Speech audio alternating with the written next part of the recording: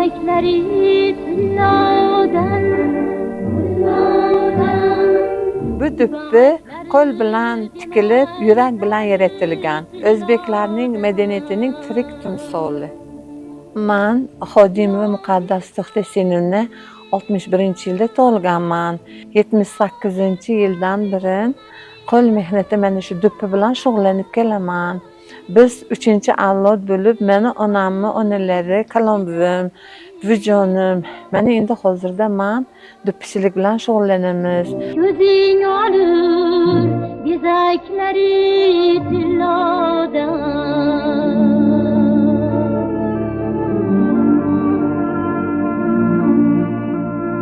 Chust shahri qadimdan duppichilik bilan shug'ullanib kelgan. Chustimizni pichog'i bilan duppisi birinchi joyda turadi, hamma joyda. Oldin bizda badiiy buyumlar fabrikasi bo'lgan, ana shu yerda ayol qizlar ishlagan.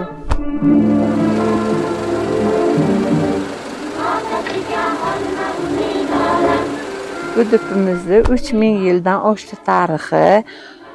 Shundan beri duppimiz mashhur bo'lib kelmoqda. Duppimizni 40 dan ortiq turi bor. Duppilarimizni har bir vodiyga mos naqshlar bor. Andijon, Farg'ona, Buxoro, Samarqand, har bir o'zini shakli bor, o'ziga yarashil har xil rangda tovlanib turadi. Namanganniki mana shu hozirda men ushlab turgan duppi Namangan duppisi. Buni avvalambor las tanlashdan boshlaymiz. Lasni olib, bunga o'zimiz qolif qilamiz. Qolifdan keyin ipak bilan bir voshdan qo'l mehnat qilib tikamiz. 70 ta jarayoni bor. 70 ta jarayondan keyin mana shunday tayyor holatiga keladi.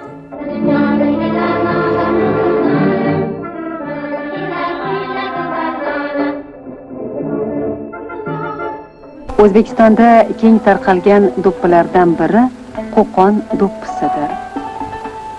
Aslida uni qalampir, bodon nusxa do'ppi deyishadi. Dastlab unda qush tasviri ifodalangan. Vaqt o'tishi bilan bu tasvir qush qanoti shaklini olgan.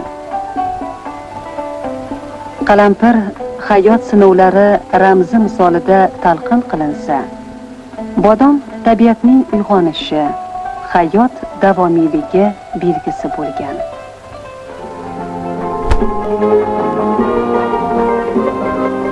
Qo'ligul hunarmandlarimiz mehnati madaniy merosimizni saqlash va uni e'zozlashdan dalolatdir.